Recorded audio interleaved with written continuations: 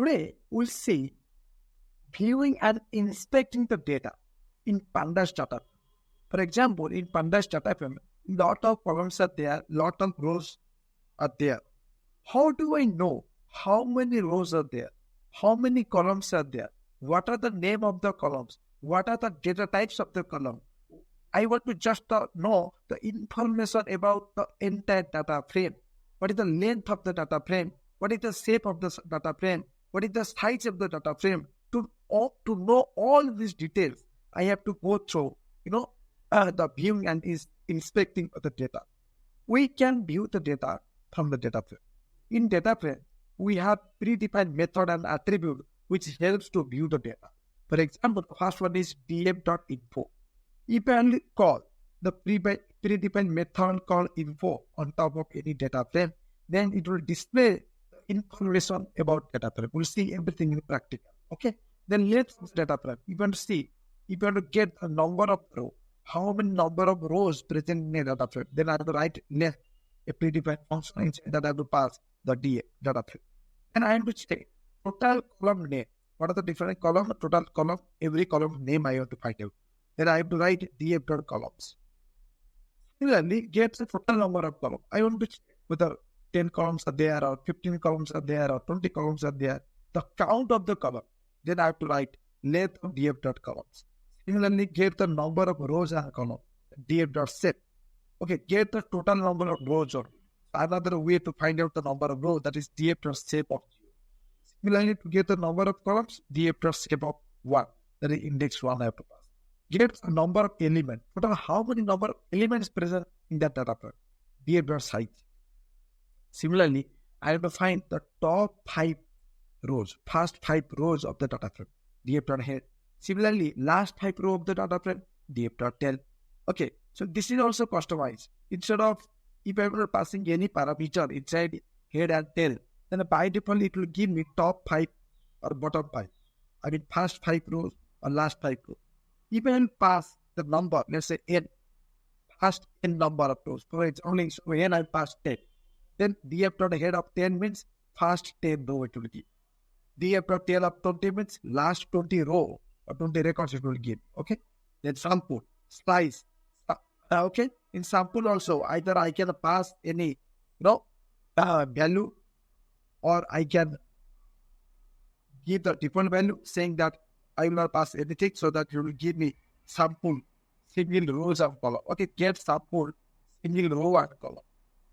Sample of fractional parameter I can pass, or sample of n, also I can pass. Let's take some example. Creating a data frame. As you know, while you're reading from any file, I can create the data frame. Here I'm reading from a CSV file. That's why I'm writing pd.read_csv spellswap.csv. And I'm creating a data frame that I'm printing here. Fantastic. Now I have to print the info. The info is a predefined method in data frame class. This info method displays the information such as type of the object, range of the object, number of columns, number of rows, the data type of each column, number of data type, total memory uses and all. Here I can see df.info. It is giving me class. It is a Panda class, data frame class. Panda.code.frame.data frame class. What is the range? 600 entries, 0 to 599. The index starting from 0, that's going to go up to 599. Total 600 rows are present. How many columns are present? It's written. Total 4 columns are present. What are those column names? Order ID, customer name, product, and quantity. And each column data type also printed. Okay, order ID is of integer type, indices. Customer name is of object type, that is string type. Product is of object type, it's nothing but string type. In data type, there is nothing called string type, it's object type. Object type means it is string type.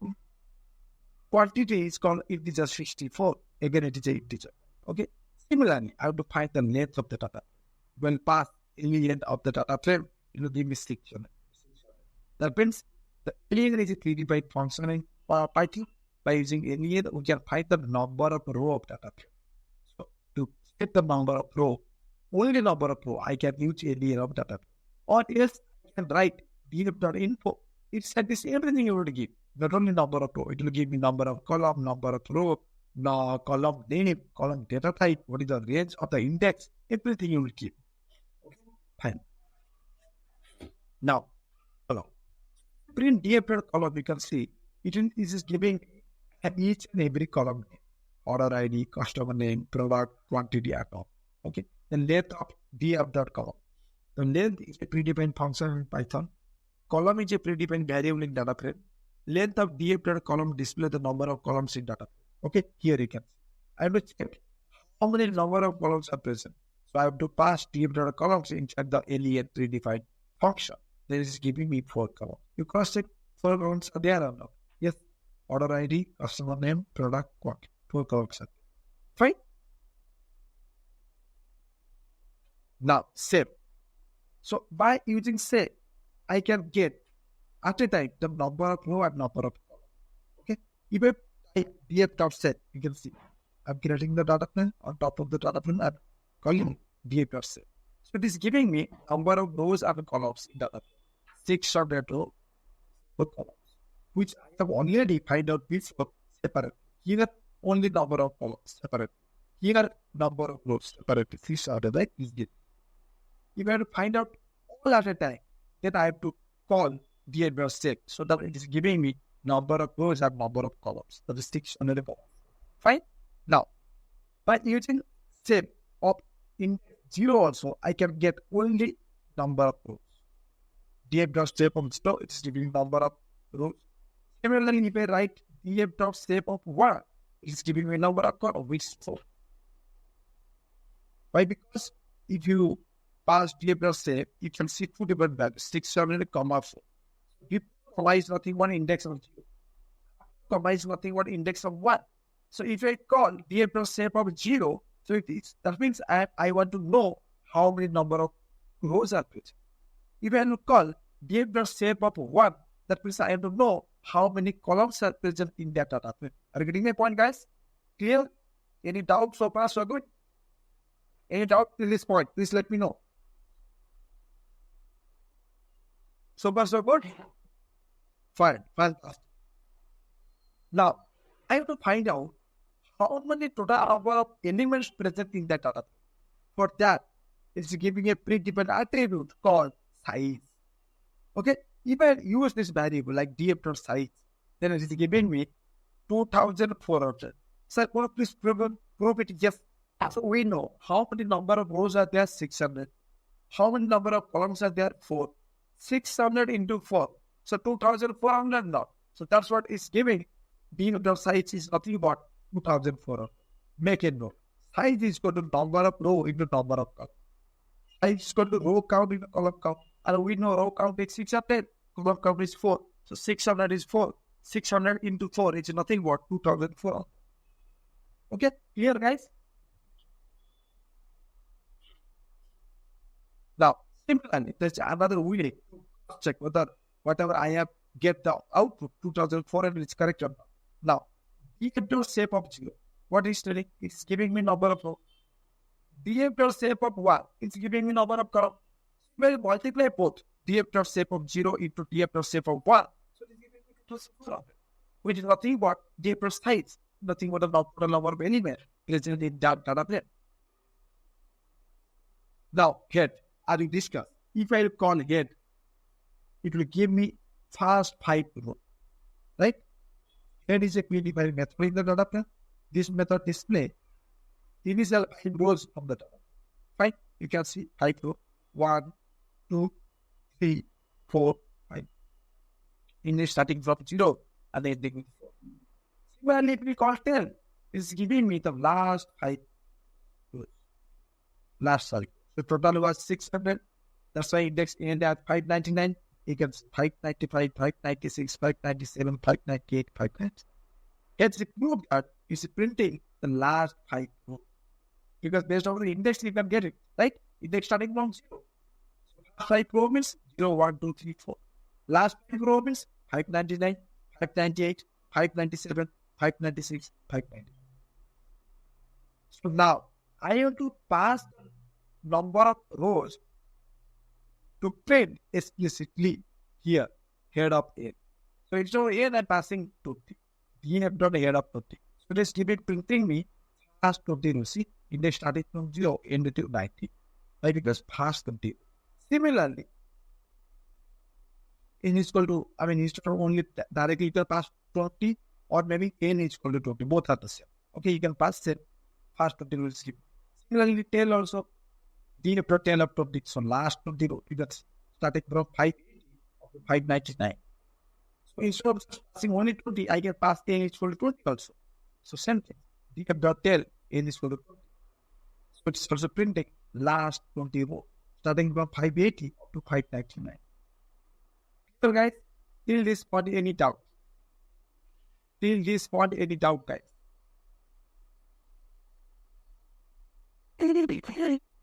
Good. First of all, fine. Now, guys, this is very, very important. By using slice, so basically we can apply slicing concept on data frame. By using slicing concept, I can get the range of a particular record in a particular data. For example, DF of colon 5. What do you mean by colon 5? Before colon, I have not written anything means it will start from 0. So instead, try to print the number of record or row starting from 0 index up to 5th index. 5th index. So what I'm telling 5th index, always we know this is the concept. The last index minus 1. That means 5 minus 1, that is 4. So it will start printing from 0 index till 4th index, which is the last minus 1, 5 minus 1. Okay? See, 5 row is printed up. 0, 1, 2, 3, 4. Sorry, 0, 1, 2, 3, 4. They are similar. 50 column system. That means it will start printing from 50 index up to last minus 1. That is 16 minus 1. That is 59. Printing it up.